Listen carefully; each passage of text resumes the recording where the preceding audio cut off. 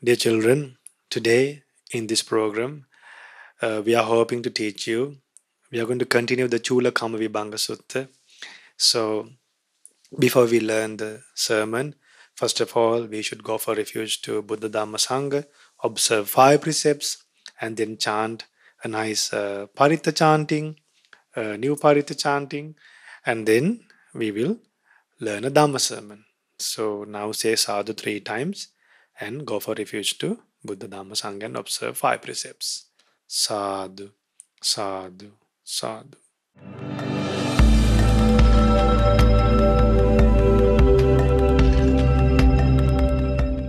Namo tassa bhagavato arahato samma sambuddhassa.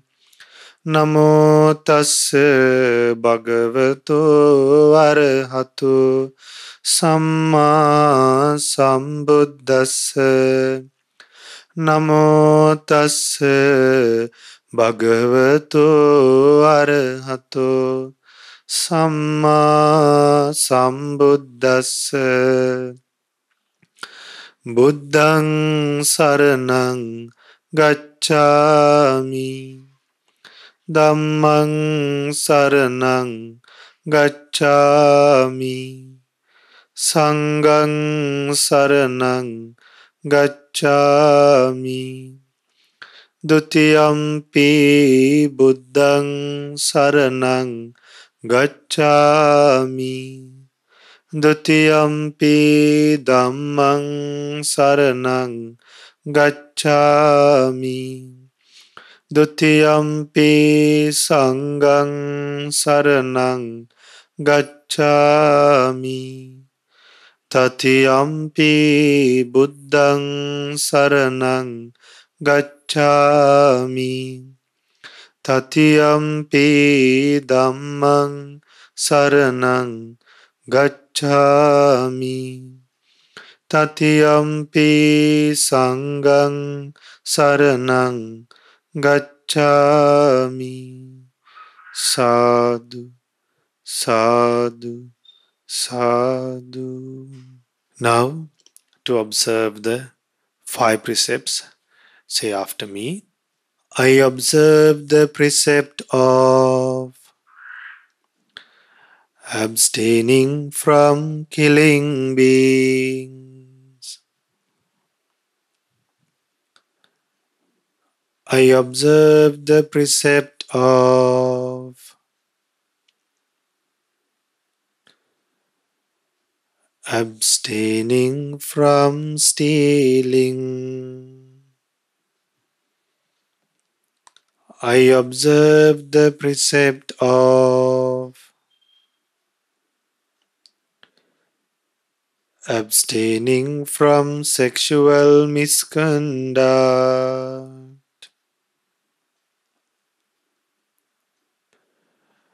I observe the precept of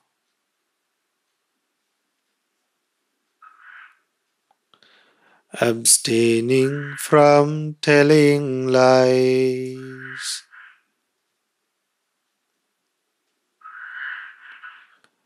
I observe the precept of abstaining from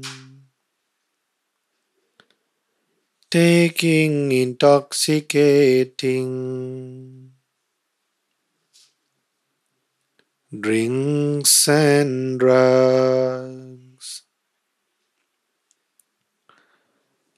I follow these precepts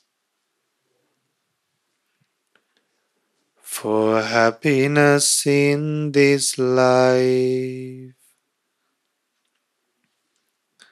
for rebirth in heaven,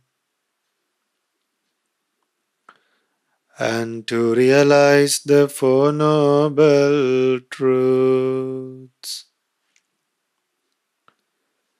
In this Gautama Buddha's dispensation, sadhu, sadhu, Sadhu.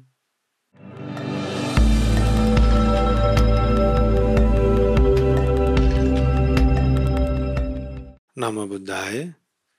Dear children, now, today, before we learn a Dhamma Sermon, let's chant Chanting Pirith. Chanting Pirith. So, this is a discourse given to the moon deity. So, once the Chandima, the deity, the Deva who was bound to the moon, he was trapped by an Asura called Rahu. When this Chandima moon deity was trapped by the Rahu Asura, he was looking a way to get released from this Rahu Asura. Then he remembered the Supreme Buddha. And then the Blessed One helped the Chandima moon deity. So he was trapped by Rahu. So in the same way, if we can chant this Paritha, we will also be able to escape from a lot of dangers and live a peaceful life. So let's today learn to chant the Chanda Paritha as well. We will chant in English for us to learn this Paritha first, what this discourse is, and then in the upcoming programs we will chant this in Pali and English as well. So let's chant now together with me. You can watch the subtitles and utter them. Namo tassa bhagavato arahato samma sambuddhassa. Namo tassa bhagavato arahato samma sambuddhassa. Namo tassa bhagavato arahato samma sambuddhassa. Thus have I heard on one occasion. The Blessed One was living in Savatthi at Jetavana, at Anathapindika's monastery.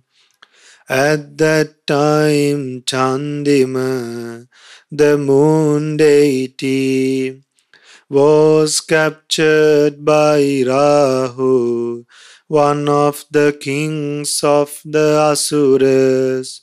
Thereupon, calling to mind the Blessed One, Chandima the moon deity recited this stanza. O Buddha, the hero, I pay homage to you. You are completely free from all suffering. I have fallen into trouble. Please be my refuge and help me. Then the Blessed One addressed Rahu, the Asura in verse, on behalf of Chandima the moon deity. Thus, O Rahu, Chandima has gone for refuge to the Tathagata the Arahant. O Rahu, release Chandima, the Buddha's radiant compassion on the beings of the world. Thereupon Rahu the Asura released Chandima, the moon deity, and immediately went to the presence of Vepachitti, the leader of Asuras, and stood beside him trembling with fear, with hair standing on end. Then Vepachitti the Asura addressed Rahu, the Asura, with this stanza. Rahu, why did you suddenly release Chandima? Why have you come here trembling? And why are you standing here terrified?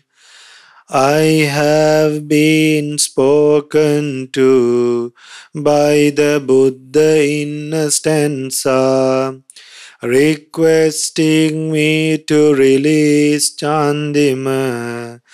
If I had not released Chandima, my head would have split into 7 pieces. If I lived, I would not have had any happiness. Etena sachena suvatti hotu. By this truth, may there be well-being. Sadhu, sadhu, sadhu. Now, children, see the benefit of going for refuge to the Buddha, Dhamma, and Sangha. When this moon deity was trapped by the Rahu Asura, with that power of going refuge to the Buddha, Dhamma, Sangha, the Chandima moon deity, the moon deity was released by Asura. If he had not released the moon deity, this Rahu Asura's head will split into 7 pieces. By any chance, if he lived, he would not have had any happiness. Now imagine the protection you get when you go for refuge to Buddha, Dhamma, Sangha. Until you attain Nibbana, you will be protected. You will be protected in many ways. So there are other suttas like Mitta Anisansa Sutta. So there it says when you don't break friendship, when you keep up your friendship, what happens? You won't fall from higher places. So there are a lot of benefits in the Mitta Anisansa Sutta. So let's chant those suttas in upcoming programs. For today, we chanted this Chanting Pirith. Keep as a habit of chanting this Pirith as well. Chant it in English because you will know the meanings. Then once you get used to the meanings, once you are aware of the meaning of the sutta, then learn in Pali as well. Then when you recite the Pali words, you will know what you are reciting. So the kids who are watching these programs, they can join through the Zoom programs conducted by the Colombo Dhamma Friends of Mahamevunava, by the monks of Mahamevunava in English. The programs conducted in English through the Zoom programs. So in the screen, we will appear the address of the website of Colombo Dhamma Friends.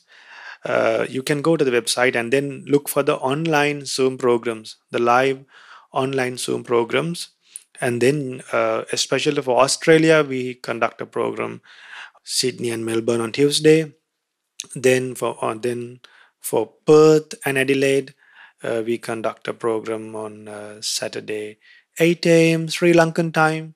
So then for Sydney and Melbourne, Sri Lankan time around 2:30 we conduct a program. So you can join for that program. And then for Las Vegas we conduct a program. Then for Texas we conduct program, separate programs. Then for young adults we conduct programs, that is on Sunday morning. So then for the kids in Toronto and in North America, so for everyone in North America, we conduct a program on Saturday at 7:30 p.m. So try to join for these programs. Then there's an International Dhamma Meetup on Wednesdays. On Wednesdays. Then there's a Meditate After Work program on Wednesdays. So try to go to the serincolombo.org website and look for the online Dhamma programs and try to take part in this program and talk to monks. You can interact with monks. You can ask questions from monks. So I think the parents will help you, and you all will be able to share your ideas and learn Dhamma from monks and clarify your doubts as well. So let's learn Dhamma and make our lives secured with the Buddha's teachings. So now we'll say sadhu 3 times and listen to a Dhamma sermon. Sadhu, sadhu, sadhu. Namo Buddhaya.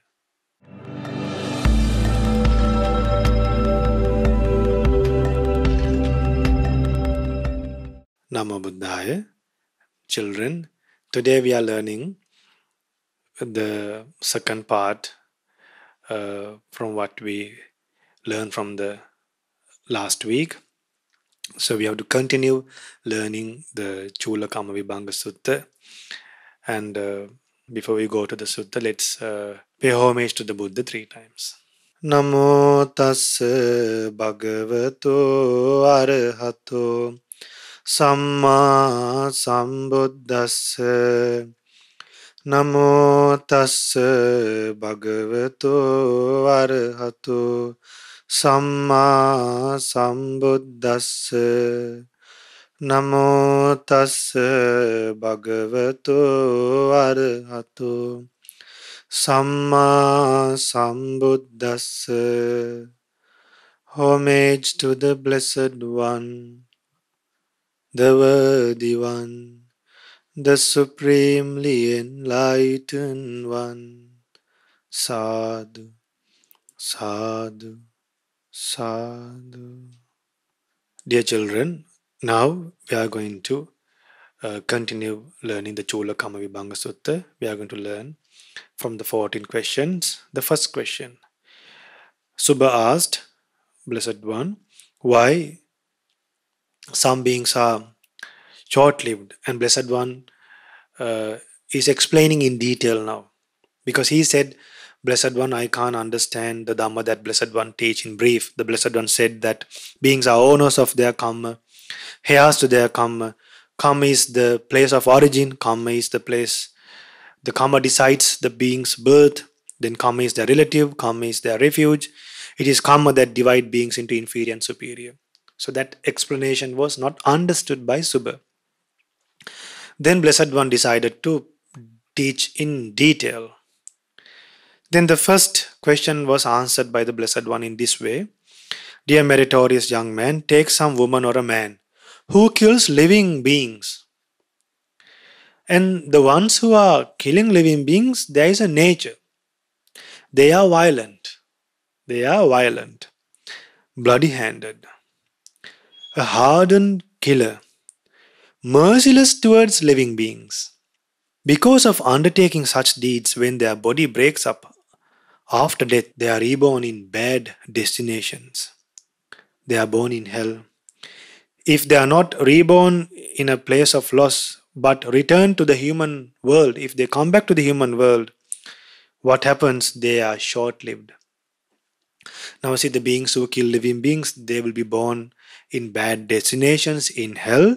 And if they are not reborn in a bad place, or maybe after going through a bad place, if they come back to the human world, they are short-lived. They don't have long lifespan. Then Buddha says, why some beings have long lifespan?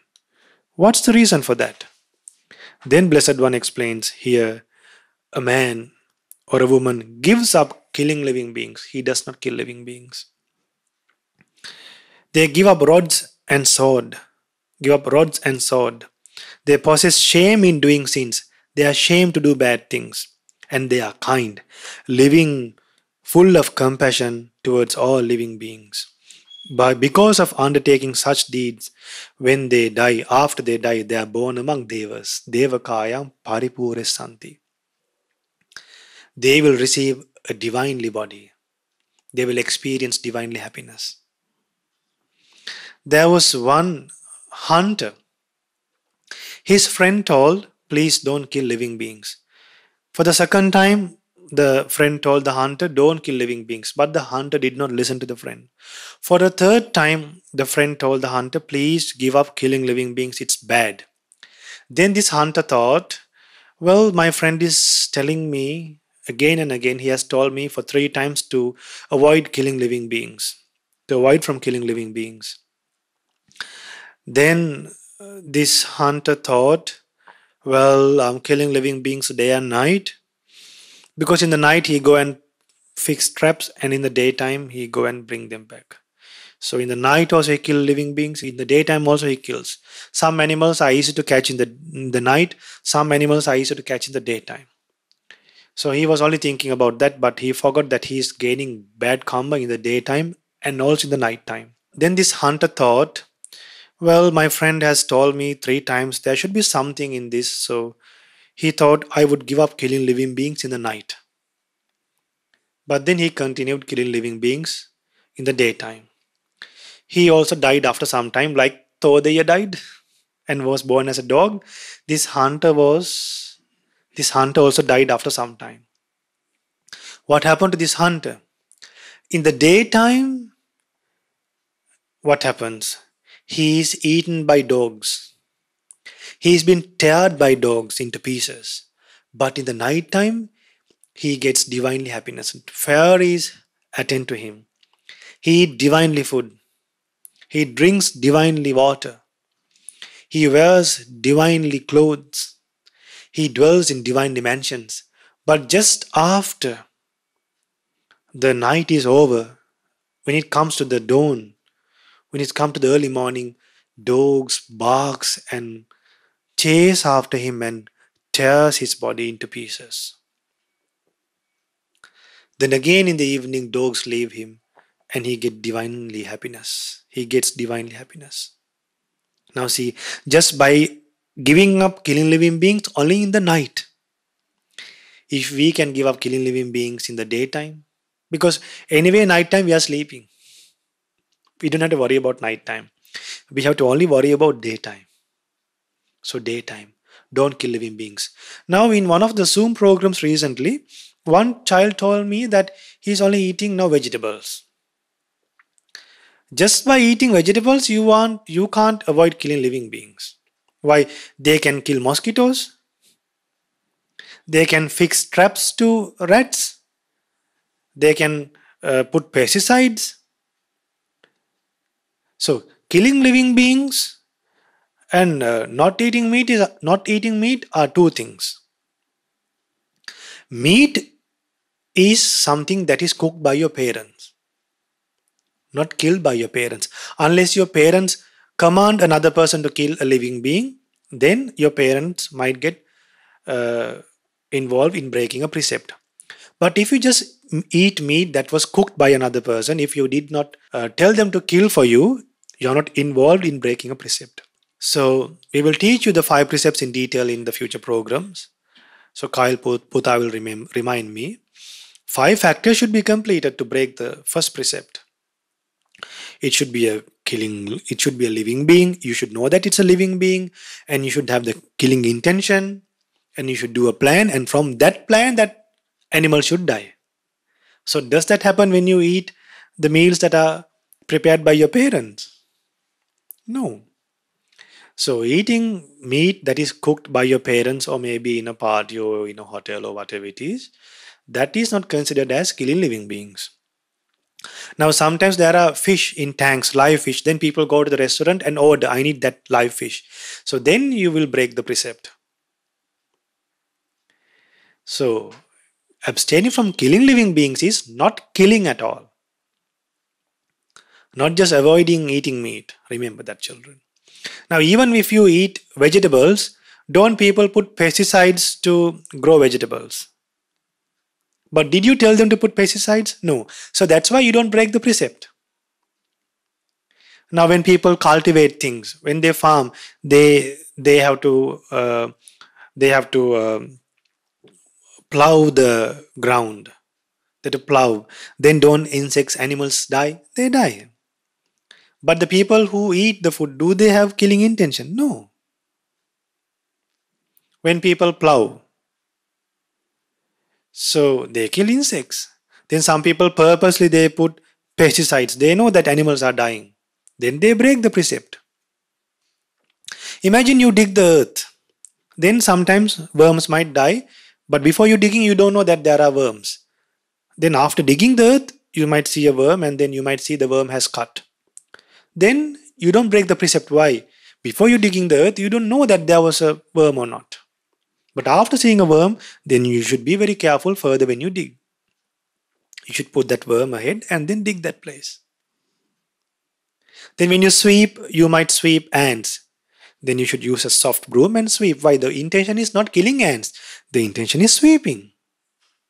But then out of compassion towards those living beings, you can use a soft broom. That is how. Therefore, children, we should abstain from killing living beings. More than that hunter did. More than that hunter did. That hunter only abstained in the night. We should abstain from killing living beings day and night until we attain Nibbana. Remember, we protect the precepts to attain Nibbana. Not because we are born Buddhists. Not because we have to. Not because our parents do that. For the sake of realizing the Four Noble Truths, we should abstain from killing living beings. Not even a single ant, not even a mosquito we should kill. We shouldn't command others to. Now some people, they don't kill, they'll tell others to kill. So the next question that Subha asked was, why some people are unhealthy? Then Buddha said, dear meritorious young man, take some woman or a man who hurts living beings. They hit with stones to dogs, to birds, some people. Who hurts living beings with a fist or a stone rod, hurting living beings with a rod or sword. Because of undertaking such deeds, what happens? They are born in hell. They are born in bad destinations. If they come back to the human world, what will happen? They are sickly and will possess many disorders. They will possess many disorders. Sometimes when they are born, they have a hole in the heart. Sometimes they are born with diseases. Until they die, they have diseases. Some children are born with various fungal diseases. Some children, when they are born, their heart is formed outside the skeleton, not inside the skeleton. Some are born with one eye. Some are born with cancer. Some are born with diabetics. Deformed. Why? Harming other beings. But when someone does not harm others, what happens? When they does not harm or hurt living beings with a fist or stone, what happens? They are born among devas. They will have less diseases. They will have minor disorders. Now, as human beings, we will have diseases. We will get like simple diseases, very minor diseases. Now, if you take Arahant Bakula, Arahant Bakula has never sneezed, never coughed. Arahant Bakul has never applied oil in his body. Arahant Bakul has never used oil, never taken medicine throughout his lifetime. Why? He has offered medicine to Mahasangha in past life. He has offered medicine to the Supreme Buddha in past lives. That made him to have less diseases. Minor, no diseases at all for Arahant Bakula. Even during his lay life and after becoming a monk. If I am not mistaken, I think he lived for 160 years. So, we can take the example of Arahant Bakula, and you can worship Arahant Bakula every day to get long lifespan. And Arahant Bakula was very content. To become content, you can worship Arahant Bakula and try to develop that quality. Then the third question, why? Then now 4 questions already clarified. The 5th question, reasons to become ugly. Buddha preaches, dear young man, some woman or man who is irritable and bad-tempered, what happens? Even when lightly criticized, they lose their temper. Even lightly criticized, they lose their temper. Becoming annoyed, hostile and hard-hearted. And displaying annoyance. Sometimes when they get upset, they show their upset to others. When they get upset, they show their sadness to others. Not just the sadness. Their annoyance to others they show. They show their unhappiness to others. Because of undertaking such deeds, after death, those people are also born in hell. If they come back to this human world, how do they look like? They look ugly. They look ugly and deformed. But then the reason to become beautiful, Buddha preaches, dear meritorious young man, look some woman or man who is not irritable, not bad-tempered. Even when heavily criticized, they don't get angry. They don't lose their temper, become annoyed, hostile or hard-hearted. They don't display annoyance, hate, or unhappiness. They don't display unhappiness. Because of undertaking such deeds, what happens to them? What happened to them? They are born among devas, not in the hell. And furthermore, they possess an attractive and very beautiful look. They will become beautiful. Now see, Queen Mallika was ugly but very influential, very powerful, very rich. Why she was ugly? Queen Mallika. She has become, she was very hot tempered and got angry for small reasons. Learn the Mallika Sutta, read the Mallika Sutta, go to the internet, go to Sutta Central, or go to suttafriends.org. Now, Mahamyana Buddhist Monastery has a website dedicated for suttas. You call it Sutta Friends. If you go to Colombo Dhamma Friends Facebook, you can find about Sutta Friends. If you go to uh, Colombo Dhamma Friends website, you can find Sutta Friends. So, Sutta Friends, you can learn many suttas from Sutta Friends. Sutta Central is a good place to learn suttas. Bhante Sujato's translations are good to read. Bhante Bodhi's translations are good to read. So, these are the reasons. Now, children, we have learned six. Six questions were answered by the Buddha. So, aren't you happy now? You all are happy. So, today we learned those three reasons to become bad, three reasons to become good. So, may you have the opportunity to become good by practicing three good qualities. Now, if you can practice these three qualities throughout this week, please write to us. Don't hide them. Write to us and make us happy and make the world happy by practicing qualities. Now see, if someone listen to news, all bad qualities, all bad news.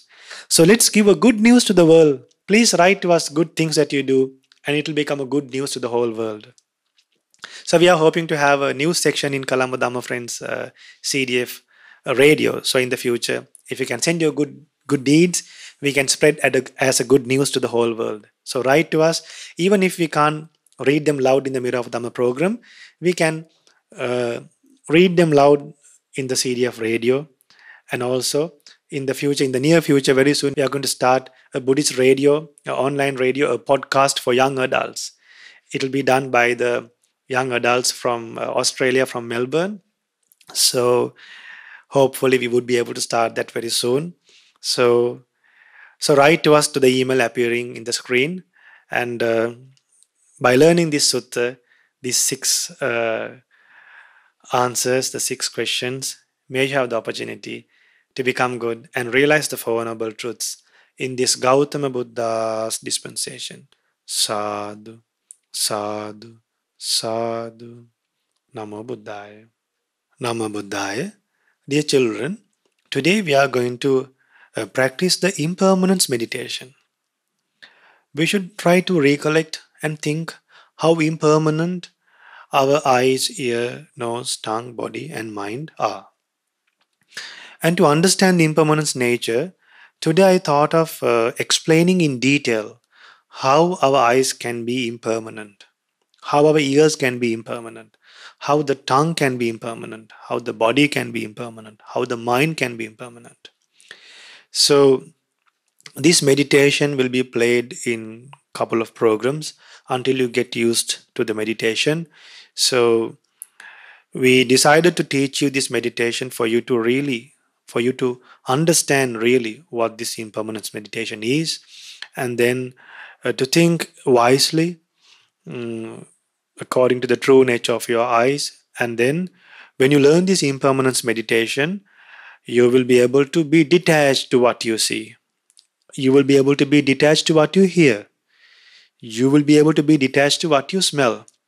Usually what happens when you see things, when you see beautiful things, we get attracted. Once we get attracted, we need it. Then we will get it. After we get it, we will lose it. Then again, we will feel sad. Then other people also might need to get and grab your belongings. Then you will fight. You will quarrel. So see what happens because of beautiful things, children. But even if you are using beautiful and valuable things, if you can have a detached mind towards those things, You won't fight, quarrel, and accumulate bad karma. What happens when you fight, quarrel, and get attached to things? You will accumulate a bad karma. And then that bad karma will lead you to be born in a bad place. Then again, you will start suffering. Now, see, how did this start? Just by getting attached to something, then you get it, then you survive, and then you struggle to protect it, then you fight, then you quarrel, then you argue to maintain and protect those things, to save those things, then you accumulate karma, then those karma give results, then again you are reborn in a bad place. Even if you come to human world, you will have these bad habits of fighting with others, then again you accumulate bad karma. So then that will lead you to go in this sansara continuously, to be born and dead, to be born and dead again and again, and to fight again and again, and to quarrel again and again, and end up in a prison. No peace, no harmony. So when you see unpleasant things, you get opposed, you get angry. So that anger also can be abandoned by practicing the impermanence meditation. Then when you lose your loved ones, you will feel upset. And then delusion, you will not, when you do not know the true nature, the Four Noble Truths, you will live very, uh, you will live with sadness and sorrow and with depression. So why should we live with depression and sadness when there is a way to live happily? So this impermanence meditation, if you practice this impermanence meditation very well, he is considered as a faithful follower of the Supreme Buddha. He will not die without becoming a stream entrant. He would not die without becoming a stream entrant. So practice impermanence meditation every day. Why? You will become a faithful disciple of the Supreme Buddha, a Saddhanusari disciple of the Supreme Buddha. And a Saddhanusari disciple, a Dhammanusari disciple, will not die without becoming a stream entrant. Don't you like that protection? Then let's practice the impermanence meditation. Close your eyes, think wisely, think according to what I say. Now sit in a comfortable posture, children. Sit in a comfortable posture now. Cross your legs. Keep one palm on the other palm and rest it. Now keep your back straight. Keep your head straight. Don't look here and there. Don't press your eyes. Gently close your eyes. Gently close your eyes. Now during the meditation, don't let other thoughts to distract you and take you away from meditation. So listen to me. Now think according to what I say. Now think about your eyes. Think where your eyes are. Now think about your eyes. This eye is impermanent. Impermanent. Impermanent. Why this eye is impermanent? This eye is made out of muscles, made out of four great elements.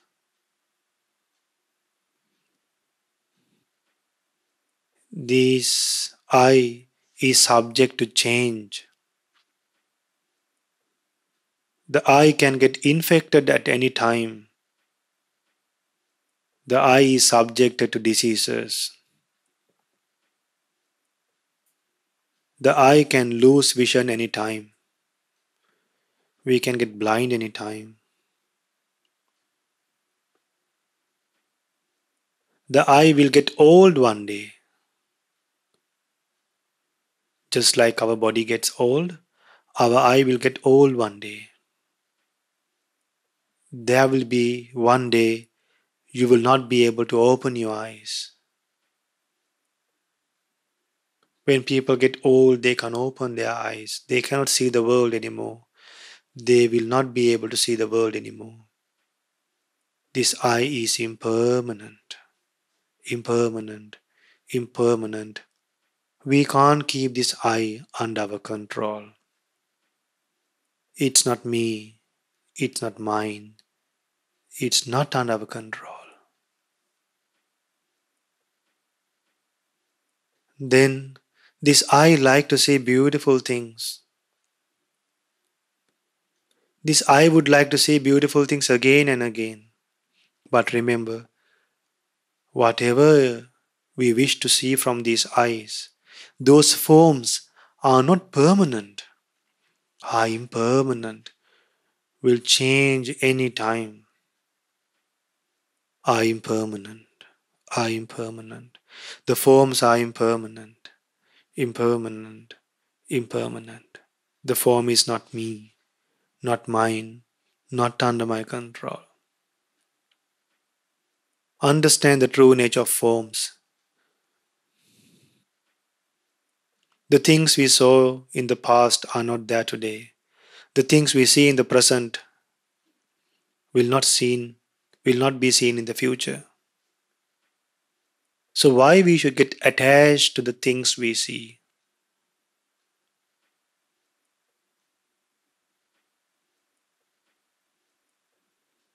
So remember, the I is impermanent and the forms are also impermanent. Then the I consciousness, that's from through the I consciousness we cognize forms. Now dead bodies does not have a consciousness. Now we see the world because of consciousness, we cognize things. So when the I, form and consciousness works, what happens? The contact take place. The combination of three things, I, forms, consciousness, the eye contact is formed. Then we will feel things. So we should understand that with the combination of impermanent things, we are feeling things. So those feelings will also be impermanent. Why? We are seeing things from impermanent things. And then we will also feel an impermanent feeling. So why should we get attached or angry or deluded? Same with the ears, children. This ear is also impermanent. This ear is made out of four great elements, made out of muscles. And then this ear is made out of nama rupa. This ear has the ability to feel things. But all these things, even nama rupa is impermanent.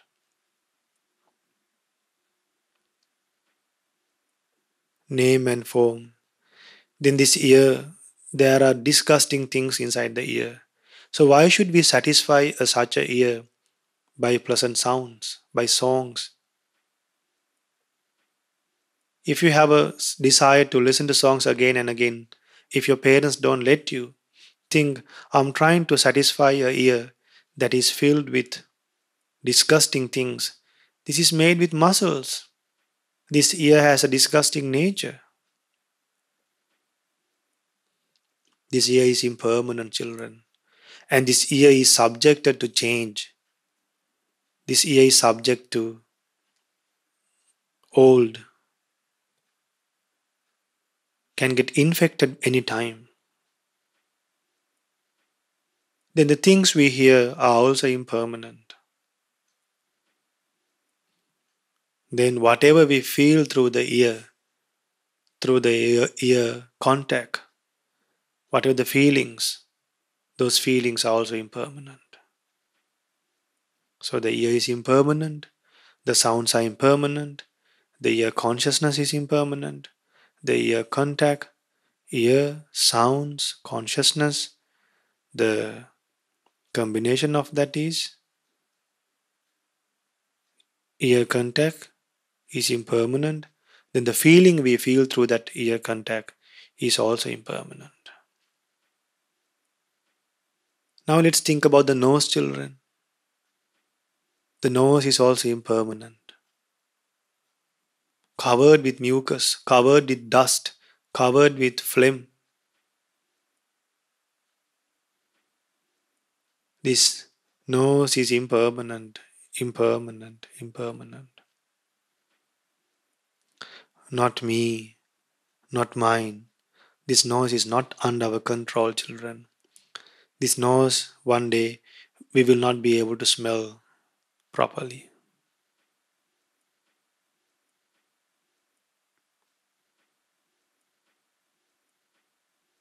Then the odors that we smell are also impermanent. If there's a good smell, that is for a reason. So we shouldn't get attached to good fragrant and shouldn't get opposed to the bad fragrant both. By end of the day, we will start accumulating kamma, which we should be aware. So the smells are also impermanent. The nose is impermanent. The nose is not me, not mine, not under my control. The smells are impermanent. The smells are not me, not mine, not under my control. Then the consciousness of the nose is impermanent. Then the nose contact is impermanent. Then the feeling that we feel through the contact in the nose is also impermanent. Then why should we get attached?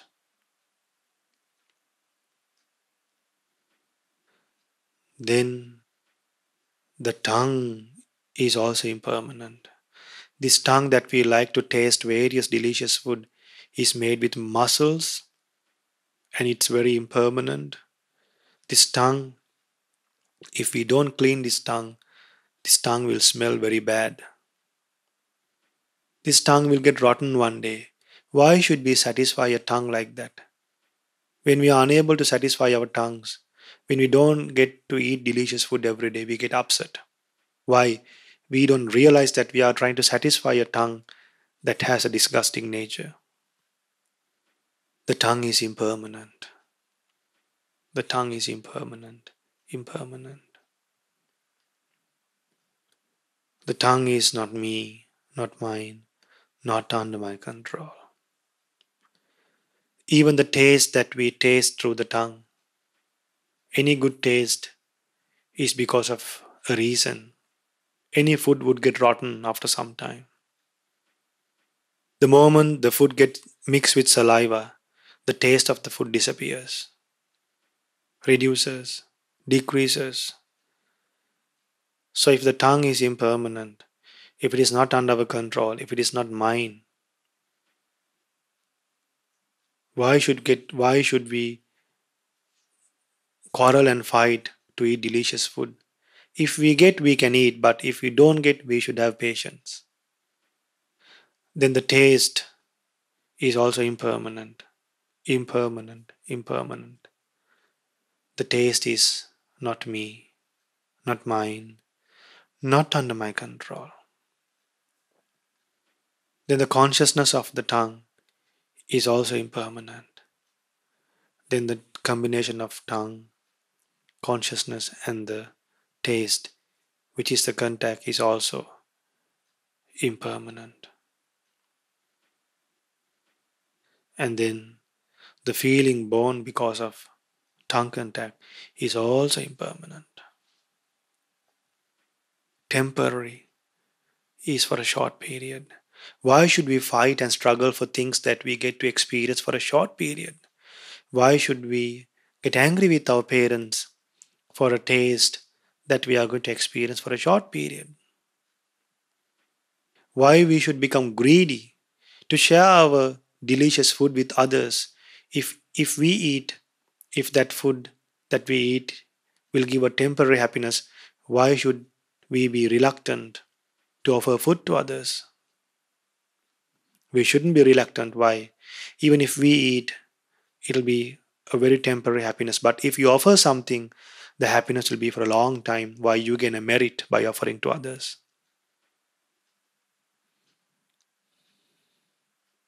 Then this body is like a nest for diseases. A nature of a nest is a lot of birds will lay eggs and live in the nest. In the same way, this body is subject to diseases. This body feels good and bad feelings both. This body will experience hot and cold both. This body is impermanent, impermanent, impermanent. This body is made out of muscles, bones, veins. This body is not me, not mine, not under my control. Children, follow the meditation properly. Then the feelings we feel through the body are also impermanent, impermanent, impermanent. The feelings are not me, not mine, not under my control. This is the truth.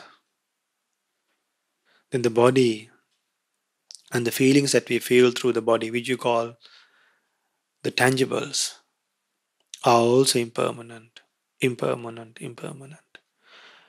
And the consciousness in the body is also impermanent. And the body, consciousness, and the feelings that you feel through the body, that combination is also impermanent. And the feelings that you feel through the body contact is also impermanent. Impermanent, impermanent. It's not under our control. Then this mind. At times this mind is good. At times this mind is overwhelmed with anger, or maybe with jealousy, or maybe with greediness. This mind is always changing. That's why the Buddha said, this mind is impermanent, impermanent, impermanent. When the mind is not overwhelmed with anger, we don't remember that any time we can get angry. So if we know that our mind is impermanent, we will always be prepared with the Buddha's teachings to deal with this undeveloped mind. This mind is impermanent, impermanent, impermanent. This mind is not me, not mine, not under my control. Then the thoughts in the mind, thoughts will come and go. Sometimes thoughts come to our mind to buy things, to buy toys and various things. Sometimes we forget. Again, when we remember, we need it. When we forget, we don't need it. So even when we remember things at that time, if you can't get things from your parents, if you can forget those thoughts, you won't suffer, children. So remember, thoughts can be handled in our mind. The thoughts in the mind can be handled and can be managed the way we want. So the thoughts arise in the mind are also impermanent, impermanent, impermanent. The thoughts are not me, not mine, not under my control. And this mind will cognize the thoughts with the help of consciousness. And then the mind, consciousness, the thoughts, when those three things come into picture, the contact is formed. Then through that contact, you will feel. If you think good things, you will have good feelings. But if you think bad things, you will have bad feelings. If you think things that are neither good, neither bad, you will have a feeling that is neither pleasant, neither unpleasant. So mind is chief. We should always be mindful to be aware of the thoughts in the mind and to have thoughts and to maintain thoughts in a way that we won't get attached but to be detached. So the contact born in the mind are also impermanent. The feelings born through the mind contact are also impermanent. Then, once the feelings are considered as impermanent, we won't crave for things. In this way, learn the impermanence meditation properly and think the impermanence nature truly as it is and be detached to the world and live happily by practicing the impermanence meditation. Sadhu, sadhu, sadhu. Namo Buddhaya.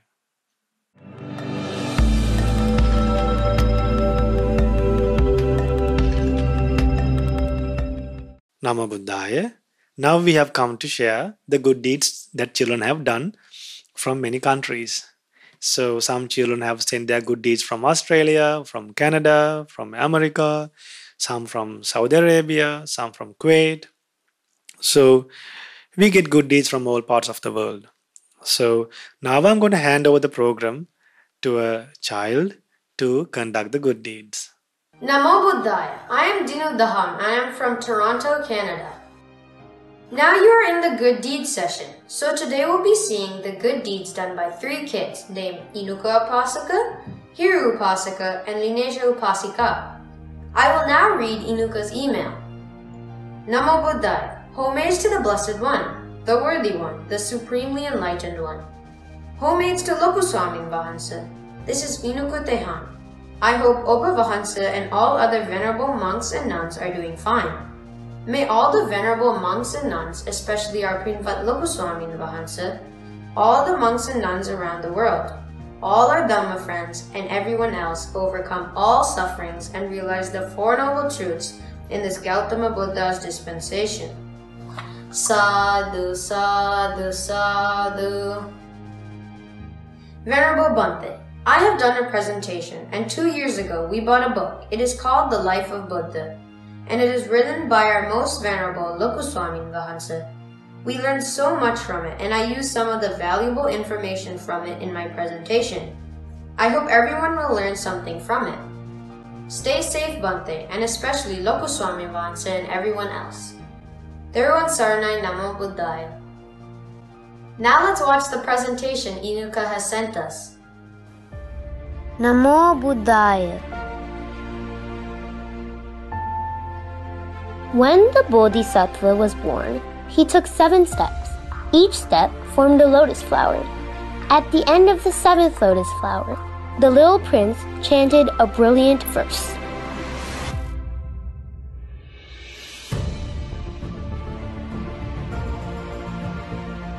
Let's chant the verse.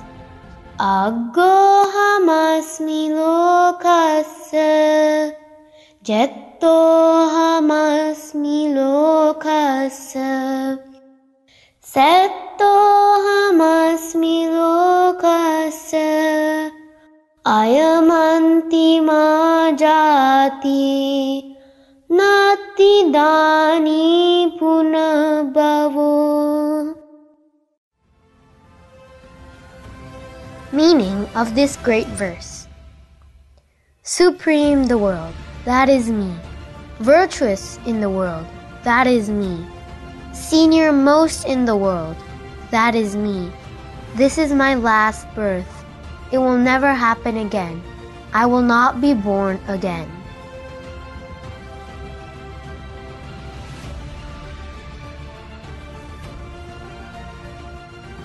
Sharing of merit. I would like to share merit with Pinwath Lokuswami Vahansa and Colombo Dhamma Friends Swami Vahansa, all the other monks and nuns in the world, and all Dhamma friends. May they realize the Four Noble Truths in this Gautama Buddha's dispensation. Theruvan Saranai. That was a very beautiful presentation about our great teacher, the Supreme Buddha. Sadhu, sadhu, I rejoice in your merit. Now the next is Hiru Upasaka from Toronto, Canada. Hiru has said, Namo Buddhaya Bhante, I am 8 years old. This is how I spent my time today while observing Sil. Today I woke up at 5:04 a.m. and then I got ready for Sil. Then I prepared the Buddha Puja with flowers, pure water, candles, and incense. Then I helped my mom to prepare white rice and pol sambal to the Supreme Buddha. Next I offered the Buddha Puja to the Supreme Buddha and I also chanted Pirith. After I ate my breakfast. After my breakfast I listened to Ambasaka's story. Then I prepared to go to the Toronto Mahamel Nava Buddhist Monastery for my Stupa Vandana. I lit the candles and offered lunch dana, flowers, pure water, incense, and a faluda drink. After that I did the Buddha Vandana, chanting Pirith, and I did loving kindness meditation. Then I shared all my merits with all devas, brahmas, and my parents, cousins, friends, everyone, and all my passed away relatives. After I ate my lunch. After that I read The Dog with Thorn Ears from the Stories of Ghosts, and I read The Lamp Mansion from the Stories of Heavenly Mansions. Then I prepared and offered evening Buddha Puja. Now I am getting ready to go to sleep and chant Karniyametta Sutta and do loving kindness meditation. I share all my merits with Pinvat Loku Swamin Vahansa, Jivananda Swamin Vahansa, Colombo Dhamma Friends Swamin Vahansa, and all other monks and nuns in the world. Many merits Theravada Saranai Hiru. He has also sent us a presentation and pictures of him at the Toronto Mahamelnava Stupa. Let's first see the presentation and then the pictures. August 1st. Dhamma class, story of Bhadra and Subhadra. Benefits of Dana. Bhadra and Subhadra's story. Bhadra and Subhadra are sisters. Bhadra is the oldest and Subhadra is the youngest. Bhadra always offers dana to monks. One day Bhadra asked Subhadra to offer dana to monks. So one day Subhadra offered dana to 8 monks. It was her first and last dana in her life. When Subhadra offered dana to 8 monks, one chief monk told Subhadra, "When you offer dana to monks, think that you offer dana to the community of Mahasangha." Then she was happy and she offered that dana with much compassion to those monks. After a couple of days, both sisters got a disease and died, but both of them went to good destinations. Bhadra went to Tavatimsa heavenly world and Subhadra went to Nimanarati heavenly world. One day, one beautiful deva came to Tavatimsa to see Bhadra. Then Bhadra said, "You are gorgeous and very beautiful." Bhadra asked her, "From which world did you come from?" Then she explained everything. Then Bhadra said, "I offered lots of dana, but you offered only one time. So how do you get this much merit?" Then Subhadra said, "When I offered dana to 8 monks, one chief monk told me to think about all the monks in the past, present, and future. It means to think about the community of Mahasangha, not the number of monks you are offering dana. That is how I got this much merit to be born in Nimanarati heaven." This is what I learned from this story. When we offer dana to monks, we have to have a pure mind with much compassion and offer it to the community of monks in the past, present, and future. Then we can collect lots of merits. The other thing I learned is that when we go to Nimanarati heaven, you have 3 benefits. 1. You can change your skin color. 2. You can change your voice. 3. You can get whatever you imagine. Benefits of dana. When we offer dana to a person or animal, how many times we can get the benefits? When we offer to an animal 100 times, to a person who doesn't practice precepts 1,000 times, to a person who practices 8 precepts 100,000 times, to a person who has a concentrated mind 1 trillion times, to a stream entrant person unlimited times.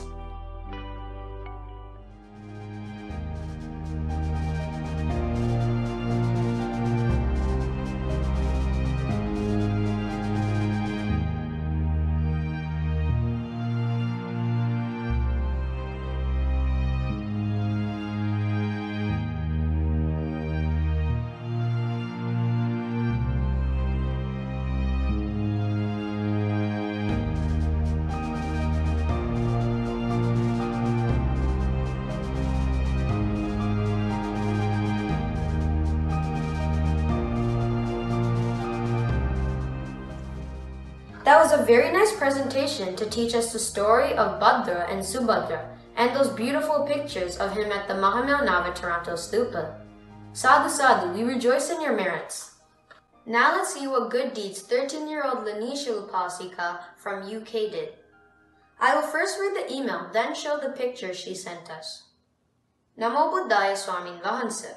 Many merits for conducting this program and helping the children to learn and practice the Dhamma. As a good deed, I cut 9 inches of my hair to donate to charity, to make wigs for cancer patients. I share all my merits with Loku Swamin Vahansa, all the Swamin Vahansas and the Manyan Vahansas. May you realize the 4 noble truths in this Gautama Buddha's dispensation. Theravada Saranai, Linesha. Now let's see the picture she has sent us.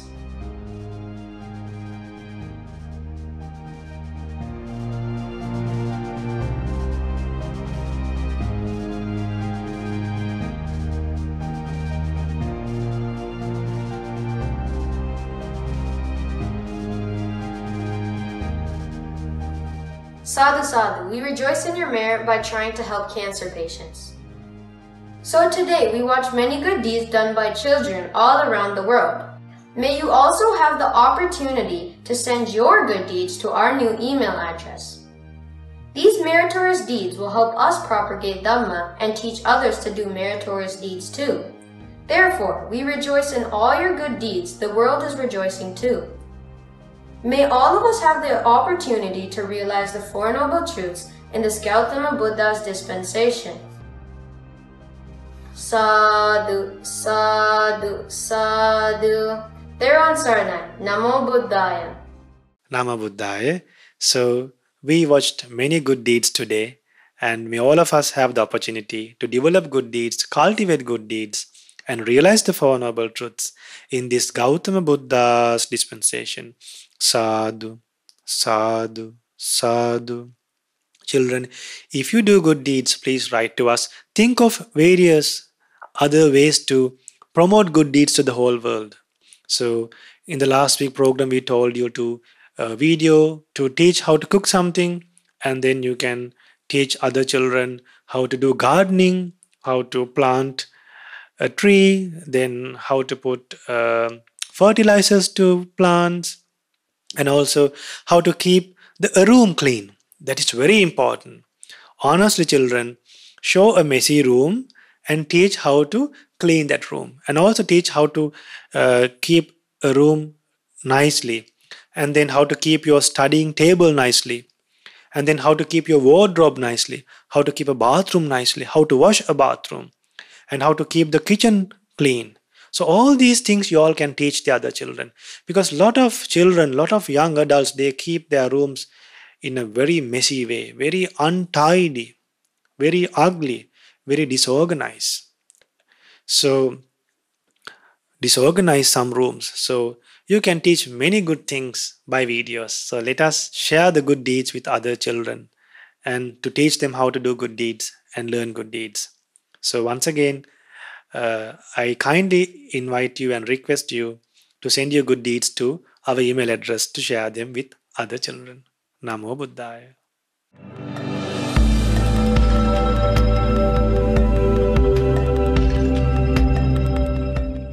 Namo Buddhaya. Children, now for us, we have to share merit. We can gain merit by sharing merit with other people. So, if you read the book Stories of Ghosts, you will realize how much the beings who are born in bad worlds are waiting, are depending on merit.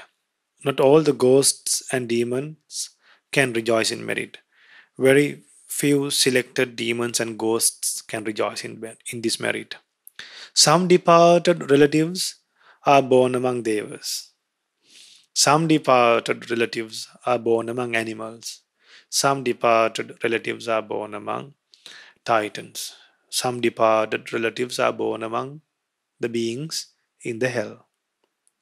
So we don't know where our departed relatives have gone, but then we wish that they are in a good place. By any chance, if they are in a place that they can rejoice in our merit, they will be benefited. So let us share merit with all the gods, with all the devas. May all the devas rejoice in this good deed of propagating Dhamma in this Mirror of Dhamma program. And may all the devas develop in divinely happiness, and may they develop in wisdom and increase in faith in the Buddha Dhamma Sangha, increase in Shraddha towards Buddha Dhamma Sangha, and may all the devas help us to overcome from this coronavirus as soon as possible, and may all the devas realize the Four Noble Truths in this Gautama Buddha's dispensation. Sadhu, sadhu, sadhu. Let us share merit with late Father M. Aryadasa and all the departed relatives of all of us, and all the departed relatives of Prasad Marge and Shamila Nana Karyavasam, and all the devotees of Mahamevna Melbourne West Monastery. So and all the departed relatives of Shanaya Maragi, and may all the departed relatives of all of us rejoice in this merit. They could be, if they're in a divine world, they could rejoice in this merit. If they're in a world they need merit, they will rejoice in this merit. Yet, we should remember that we have already accumulated this merit, whether others rejoice it in or not. So it's our responsibility and our good deeds, our loving kindness to share merit. So may all these departed relatives rejoice in this merit, and may they be well and happy, have happiness, and escape from suffering as soon as possible. Sadhu, sadhu, sadhu. And may our teacher Loku Swamin Wahansa, most venerable Avasarai Kiribad Guda Jnanananda Mahatera, our Pingat Loku Swamin Wahansa, and all the monks and nuns of Mahamevana Buddhist monasteries, and all the monks and nuns living in all over the world rejoice in this merit. And by the power of this merit, may all those monks and nuns be well and happy, be well and happy, be well and happy, have long life, well being, and realize the Four Noble Truths in this Gautama Buddha's dispensation. Sadhu, sadhu, sadhu. And may Prasad Maragyan, Shamila, Nanayak Karyavasam, and the devotees of Mahamevana Melbourne West Monastery, and daughter Shanaya Marage, and they're happy to share merit with all the monks and nuns of Mahamevana Buddhist Monastery and all over the world, and they are hoping to share merit with all the people affected by the coronavirus. So may everyone who's mentioned in this sharing of merit be well and happy, be well and happy, develop in confidence in the Buddha Dhamma Sangha, and develop in virtue, and may they have well being, long life, and may they realize the Four Noble Truths in this Gautama Buddha's dispensation.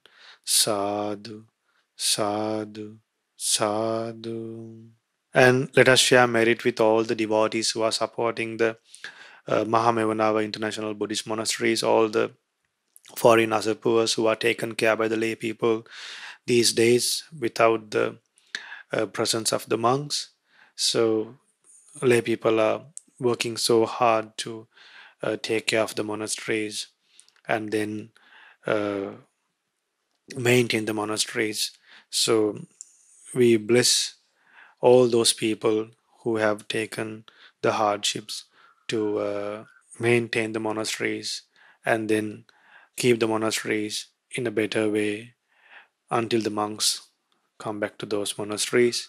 So may all those upasakas and upasikas be well and happy who are tolerating a lot during this pandemic, and may they be well and happy, have happiness, and may all the donors, may everyone who support the Shraddha TV, who make monthly donations, be well and happy, and this family who made this donation to sponsor for the Mirror of Dhamma program be well and happy, and may all of us realize the Four Noble Truths in this Gautama Buddha's dispensation. Sadhu, sadhu, sadhu. Namo Buddhaya.